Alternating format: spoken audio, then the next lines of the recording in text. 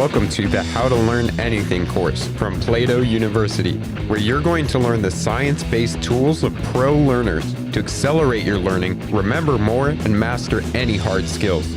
These are the secret techniques they didn't tell you in school. If you're passionate about changing your life with learning, join us at plato.university to get exclusive content with every lesson.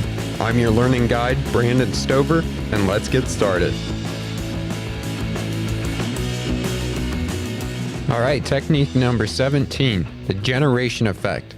At the most basic level, the generation effect is the idea of creating something new. Do you feel like you can remember things better when you actively engage with the information and create your own version of it? That's called the generation effect. In a research paper published in 1978 in the Journal of Verbal Learning and Verbal Behavior, scientists described it as the phenomenon where information is better remembered if it is actively created from one's own mind rather than simply reading it in a passive way. Learners are more likely to retain information when asked to produce or generate an answer compared to having that same information provided to them. However, students are unlikely to engage in generative learning on their own. You often have to be prompted and guided to do so through providing learning activities that are consistent with generative learning. Generating answers increases the likelihood that you will recall or recognize information later. When compared to passive activities such as reading, generative activities encourage learners to use methods during learning or encoding that can be invoked during retrieval of the learned information. The learning benefits of actively constructing knowledge has been noted in several areas, including mathematics, reading comprehension, and trivia questions. Now, a simple example of the generation effect is something that we already covered when we learned how to read effectively. When reading a book, you can read a certain section or a chapter, and at the end of that, start to come up with your own ideas about what the chapter spoke about. From here, you're generating the information from your mind, actively recalling it, rather than just simply looking back over your notes. To take it one step further, you could start generating ideas or ways that the topics you learned about in that chapter could be used in real life. Here, you're starting to create something new based on the material that you just read. Now, to this day, researchers are still not quite sure how the generation effect actually works.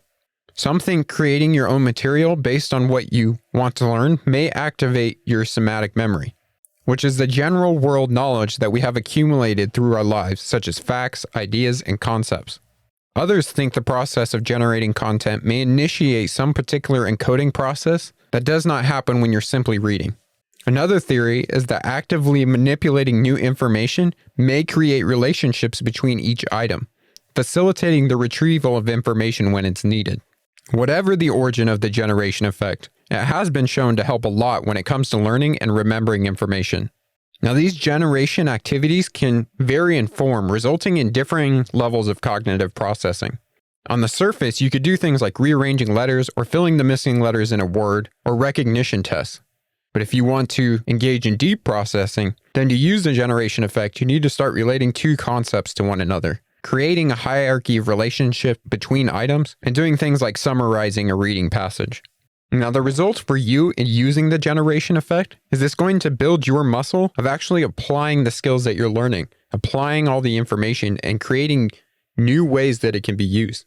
Again, we're trying to recall things from our memory, all the things that we've learned, in order to generate new things in our world. Obviously, this ability is something that is great to have. Every great inventor, thinker, entrepreneur has created new things from all the material that they know. So if you're gunning to be the next Steve Jobs or Elon Musk, this is something that you're going to have to master. Now, at Plato University, in every single one of our courses, you're creating something new as you learn concepts about it. Now, how can you start applying this in your learning?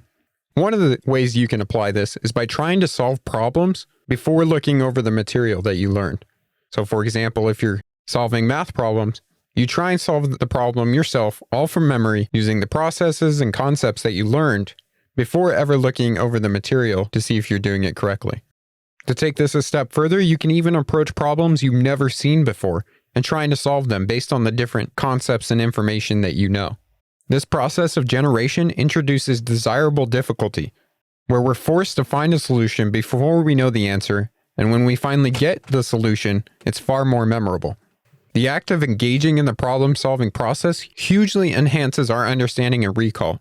This is even true if we don't manage to get the correct answer by ourselves.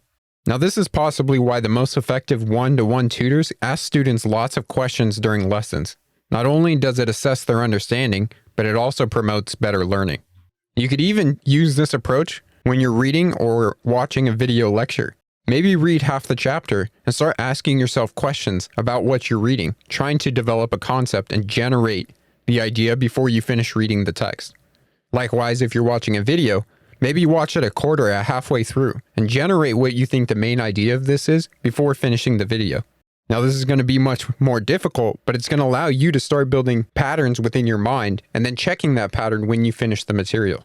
Other ways you can use the generation effect in your day-to-day life. Let's say, for example, you're reading a blog post. After you're done reading a blog post, go to another tab or open your notebook and try and write out a few bullet points about the content, from your memory, of course. If you're doing something like learning how to code, try to read a tutorial in a focused way and then apply what you learned without looking at the tutorial. Only check the tutorial when you feel like you get stuck. Or when you're trying to memorize anything, ask someone to quiz you so you can start generating your own answers on those concepts. Whatever strategy you begin to use, the big idea here is that you're taking a break midway through your learning and trying to generate those answers for yourself. Now, one of the best ways that you can start to create something new, generating patterns, connections, and concepts based on the material that you're learning, is to actually teach it to someone else. And that's what we'll cover next in our final technique. But before we get there, practice the generation effect today. After listening to this audio, write down in your own words what the generation effect is and how someone else could use it. Or maybe go through some of the documents that we shared today about the generation effect and the different studies they've done, and read about halfway through the document. Then try and develop your own ideas about the generation effect, and continue reading the document and see if they match. Thank you for taking the How to Learn Anything course. To get everything you need to become a pro learner, including advanced resources, personal coaching, and a community of passionate learners just like you, then visit plato.university/courses/learning and join us for free. Again, that's plato.university/courses/learning. This course was produced by Plato University, where students turn passions into purpose and learn skills to change the world. Learn more at plato.university.